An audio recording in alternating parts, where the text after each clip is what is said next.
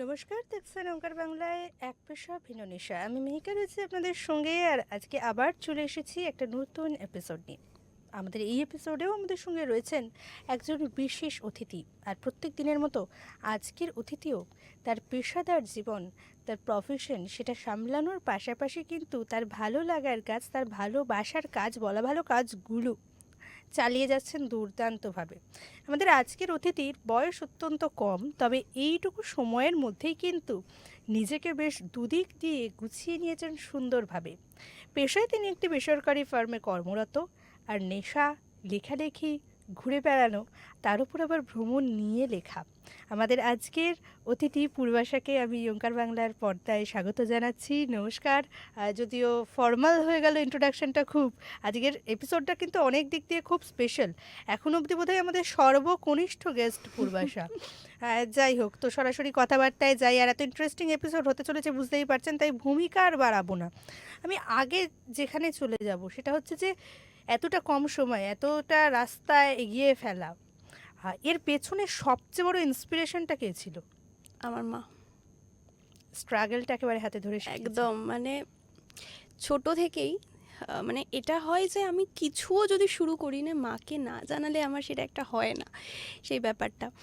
আর যেটাই হোক, মানে এই যে আমি এখানেও যে আসছি, আগে মাকে বলছি মানে মা সব দিক গুছিয়ে নেবে, তুই কর, আমি আছি। এই যে সাপোর্টটা আমি পাই সব সময়, সব রকম কাজে, রিস্কি অনেক কিছু হয়, সেই রিস্কের কাজগুলোতেও আমি সাপোর্ট পাই। তো মানে আমার সবচেয়ে বড় সাপোর্ট সিস্টেম আমার মা। বাবা, মানে মা বাবাকে বলছে, তারপরে বাবাও ঠিক আছে কর তুই, এই যে দুজন মিলে আমাকে পুরো ধরে রেখেছে। আর ঈশ্বর। না, আর একটা কিন্তু মিস হয়ে গেল, নিজের ইচ্ছা শক্তি আর নিজের জোরটা, সেটা ছাড়া তো সব কিছু সেটাই, ইনকমপ্লিট হতো। সেটা আছে। আচ্ছা, এই লেখালেখির শুরুটা কবে হয়েছিল? লেখালেখির শুরু একদম ছোটোবেলায়। আমি তখন প্রাইমারি স্কুলে পড়ি। খুব এটা একটা মজার গল্প।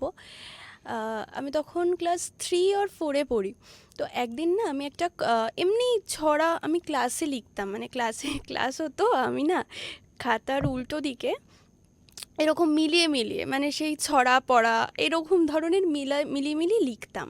তো স্কুলে সবাই জানতো, এরকম বলতো আবারও লিখছে, নে পড়, এরকম করে আমাকে বলতো, আমি উঠে পড়তাম। ওই যে পড়াটা, তারপরে যে সবাই মিলে বেশ খুশি হতো, ওটা আমার খুব মজা লাগতো। আরও বেশি করে লিখতে শুরু করলাম ওইভাবে, ক্লাসের মাঝখানেই লিখতাম।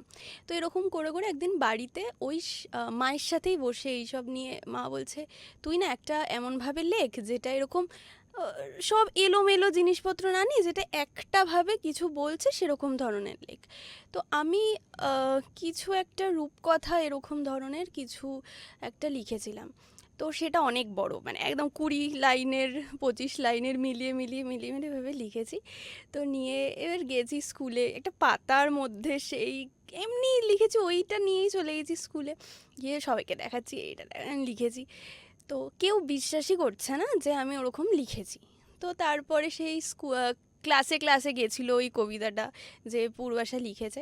স্কুল থেকে খুব আর কি সেই সময় আমাকে খুব ইয়ে বলেছিল যে ভালো। তারপরে আমার বাবাকে দেখে, মানে বাবার সাথে দেখা করার পর স্যাররা বলেছিল যে ওর লেখালেখিটা যেন কোনোদিনও না ছাড়েও, সবসময় যেন লেখালেখিটা চালিয়ে যায়।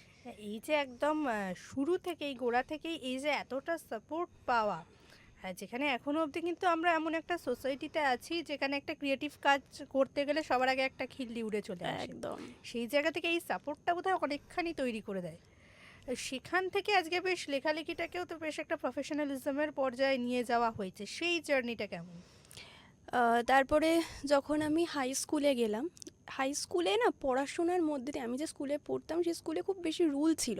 কিন্তু ওই স্কুলের ওই ম্যামরা যারা ছিলেন, দিদিভাই যারা ছিলেন, তাদেরও অনেক ভূমিকা আছে আজকে আমি যদি আজকেও যে আমি লিখছি সেটার পিছনেও। সেরকম ব্যাপারটা হলো যে আমি যখন হাই স্কুলে যাই, তো ওখানেও গিয়ে এই ব্যাপারটা হতে থাকে যে আমি এরকম লিখছি, কখনো কখনো এরকম মিলিয়ে মিলিয়ে লিখছি। সেই ওই ব্যাপারটা যে পূর্বাশা লিখছে, একটু পড়ে শোনা তুই কী লিখেছিস। তো এরকম করে আমি ক্লাস, তারপর তো আস্তে আস্তে বোর্ড এক্সাম এলো। বোর্ড এক্সামের মাঝখানে একটা সত্যি বলতে গ্যাপ এসে গেছিলো। স্কুল ম্যাগাজিনে লেখা দেওয়া 3টে লেখা দিয়েছিলাম, আমার মনে আছে। তো আমাদের যিনি ভাইস প্রিন্সিপাল ছিলেন উনি বলেছিলেন, তুই 3টে লেখা দিয়েছিস, তোর লেখাটা তাহলে এবার ছাপতেই হচ্ছে। এরকম সেই প্রথম বইতে সেই খবরগুলো না, আর সব থেকে বেশি আমার সাথে এটা হয় যে আমি এই খবরগুলো কারোর থ্রুতে পাই। মানে আমাকে এসে একটা বন্ধু এরকম ধাক্কা দিয়ে বলেছিল যে, তুই জানিস তোর লেখা এরকম ম্যাগাজিনে, পুজো ম্যাগাজিন স্কুলে, তাতে বেরিয়েছে। তারপরে আমি তো খুশি হয়েছিলাম খুব। বইটা আছে আমার কাছে এখনও, চড়ুই বেতি নাম ছিল বইটার, প্রথম ছাপা ওটা। তো তারপরে ক্লাস 11-এ, টেনে একটা ঘটনা আছে। আমাদের স্কুল থেকে নিউজ পেপারে, মানে বর্তমানে সেই সময় একটা সেগমেন্ট চলছিল যে স্কুল থেকে স্টুডেন্টদের লেখাগুলো পাবলিশ হতো। তো এরকম আমারই একজন দিদিভাই, তিনি বলেছিলেন যে পূর্বাশাকে এবার চান্স দেওয়া হোক। তো আমি লিখেছি। লেখার পরে না, আমি যখন ওটা পাবলিশ হয়েছে, পেপারটা আমি নিজে আর পড়িনি, সবাইকে দেখাচ্ছি আমার লেখা, নামটা, গল্পের নামটা আর নিচে আমার নামটা, ব্যাস। আমি আর লেখাটা দেখছি না, আমারই তো লেখা। তো সবাইকে দেখাচ্ছি, দেখাতে দেখাতে এবার সবাই বলছে যে হ্যাঁ তুই বেশ ভালো লিখেছিস তো দিয়ে সবার যখন পড়া হয়ে গেছে, তখন আমি নিজে বসেছি পড়তে। এবং পড়তে বসে যেটা দেখলাম সেটা হচ্ছে যে আমার ওই কাঁচা লেখাটা বদলে গেছে, সেটাকে অনেক মডিফাই করা হয়েছে। এইবারে আমার লাগলো অপমান, খুব কষ্ট পেয়ে আমি ওই কাগজটা, আমার ওপরে একটা ছোট্ট ঘর আছে, মানে চিলেকোঠা টাইপের, এগুলো পুরো গল্পের মতো শোনায় কিন্তু এটা হয়েছে আমার সাথে। এরম আমি গিয়ে না ওই কাগজটাকে ছিঁড়েছিলাম, ছিঁড়ে ওটাকে ওখানে ফেলে দিয়েছি যাতে আর কেউ না দেখতে পায়। এবার বাবা বলছে যে তোর লেখা এরকম খবরের কাগজে বেরিয়েছে, আমি দেখাবো অন্যদের। কাগজটা আমি জানি না কোথায়।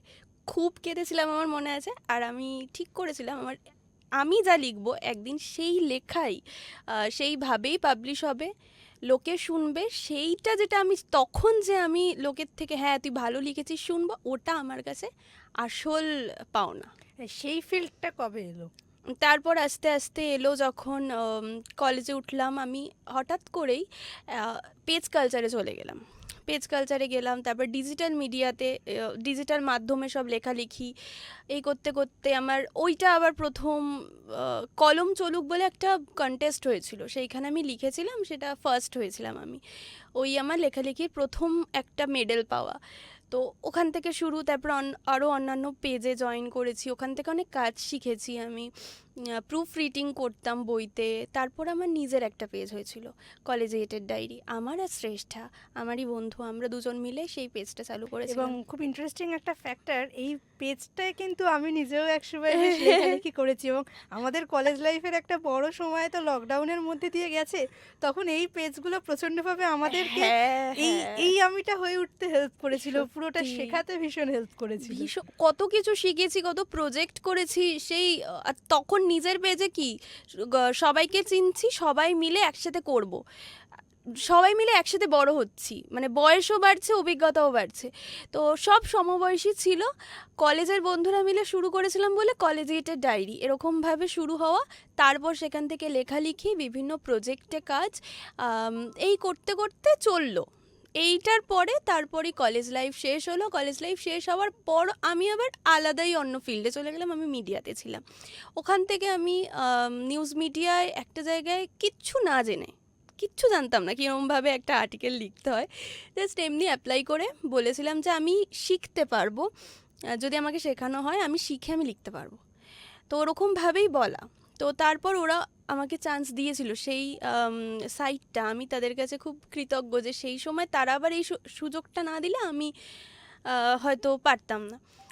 তো সেই সময় আমাকে বললো যে ঠিক আছে তুমি করো। দেন ওই যে শুরু আর্টিকেল লেখা আমি শিখলাম, এই করতে করতে একসময় আমার গুগল টপ স্টোরিতেও আমার লেখা গেছে, সেই আর্টিকেল গেছে। তো আমার ওটা আবার মিডিয়ার জার্নি, অনেক কটা দিন ধরে মিডিয়াতে ছিলাম। এই আগের বছর আমি মিডিয়া ছেড়ে আবার কেরিয়ার সুইচ করে এখন আবার একাডেমিক রাইটিংয়ে আছি। আচ্ছা, এই যে এতগুলো এইটুকু সময়ের মধ্যে আলাদা আলাদা প্রফেশনে সুইচ করা হয়ে গেল, তারপরে এই লেখালেখি, প্রত্যেকটা প্রফেশনই যথেষ্ট দায়িত্বের এবং যথেষ্ট পরিমাণে সময় দিতে হয়। এই সব কিছুর পরেও এতটা লেখালেখি বাঁচিয়ে রাখার ম্যানেজটা কিভাবে হয়? যদি আমি মিডিয়ার থাকাকালীনের অভিজ্ঞতা বলি, মিডিয়ায় আমার তো একটা সময় অবধি, ধরো সন্ধেবেলা অবধি আমি কাজ করছি। দেন বাকি যে সময়টা আমার হাতে থাকে, এটা আমার চিরকালই একটা ব্যাপার যে আমার মনে হয় সেই সময়টা আমার যা মন চাইবে আমি তাই করবো। আর আমি না খুব একটা বলতে, মানে আমার ফিলিংস আমি বোঝাতে পারি না, মুখে বলে আমি বোঝাতে পারি না। অনেক সময় হয় যে সময়গুলো আমি বলতে পারি না, আমি চুপ হয়ে যাই। তো তখন আমার লেখা আসে। এরকম প্রচুর সময় গেছে যে কাউকে কিছু বলতে বলতে পারি না, আমি বসে লিখতে শুরু করেছি। তারপরে আমি আমার ফেসবুক, আমার যে নিজের প্রোফাইল, আমি সেইখানে পোস্ট করেছি। তো এই লেখালেখিগুলো আমাকে খুব শান্তি দেয়। মানে আমি মনে করি যে আমি যেটা বলতে পারছি না, যেটা রিভিল মানে এক্সপ্রেস করতে পারছি না, সেটা আমি লিখছি। আর ওই লেখাগুলো আবার অন্য লেখা, প্রফেশনাল ফিল্ডের বাইরে গিয়ে লেখা।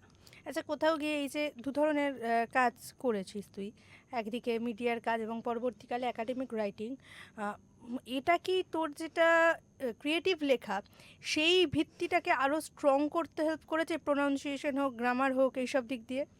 এটা আমি মনে করি যে এক্সপিরিয়েন্সটা আমার কাছে প্রথম লক্ষ্য। সেটা আমার সবসময় মনে হয় যে যাই করব, যে কাজেই জয়েন করি না কেন, সেখান থেকে আমার অভিজ্ঞতা বাড়ানোটা প্রধান।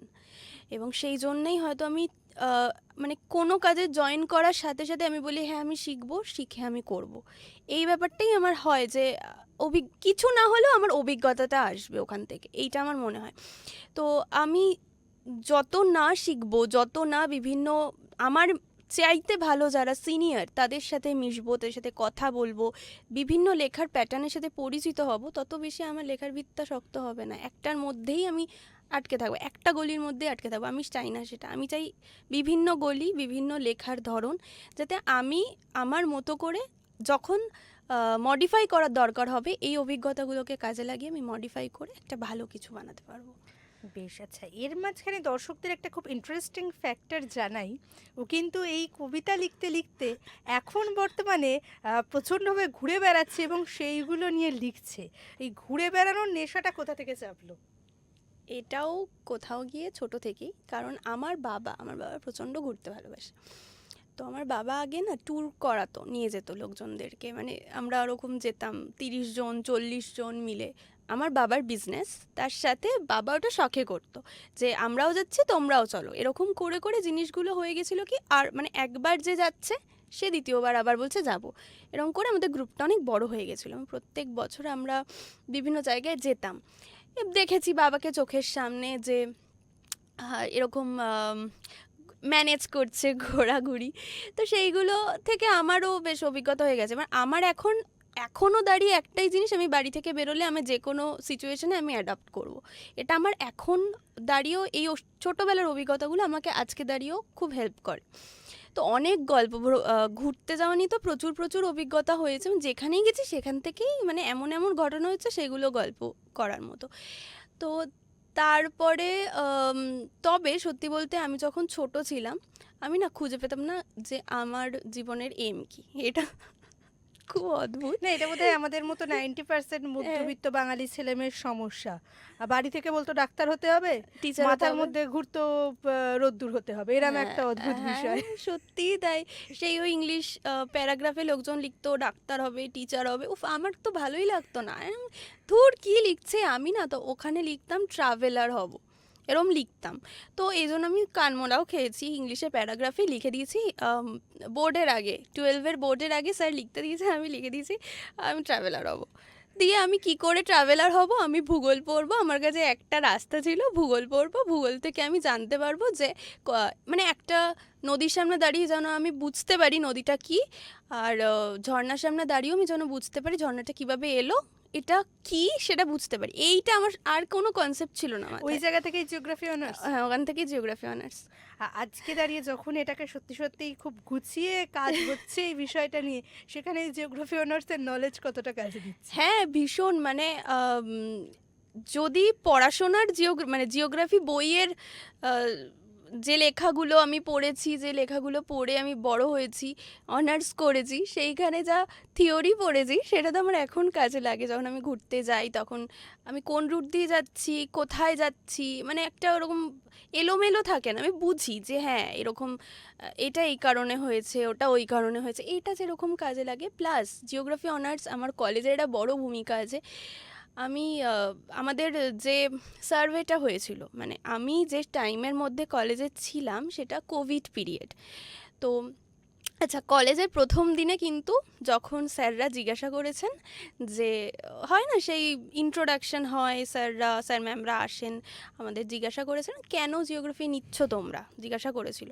আমার বন্ধুগুলো না অনেক কিছু বলছে, এই শিখবো ওই শিখবো, অনেক কিছু বলছে। আমি বাস উঠে বললাম যে আমি তো অ্যাডভেঞ্চার করবো বলে ভূগোল নিয়েছি। সেইটা আমাকে এখনও বলা হয় যে তুই কী অ্যাডভেঞ্চার পেয়েছিস তুই। তো আমার মাথায় একটাই ছিল আমি ভূগোল নিচ্ছি কারণ ওখান দিয়ে আমি সার্ভেতে যেতে পারবো, আমি ঘুরতে যেতে পারবো, ওটা আমার এই রাস্তাটাই আছে আমার কাছে আর ফার্স্ট বেরোনোর। তো মানে ফার্স্ট নিজের মতো করে বেরোনোর আর কি। তো ওইভাবে নেওয়া। তারপর যখন কোভিড পিরিয়ডের মধ্যে আমরা পড়লাম, দেন বললো সার্ভেটা হবে না। আমার তো পুরো আশায় জল, যে আমি প্রথম থেকে ভাবছি যে আমি জিওগ্রাফি অনার্স নিলাম যার জন্য সেই সার্ভেটা হচ্ছে না, সেটা হতেই পারে না।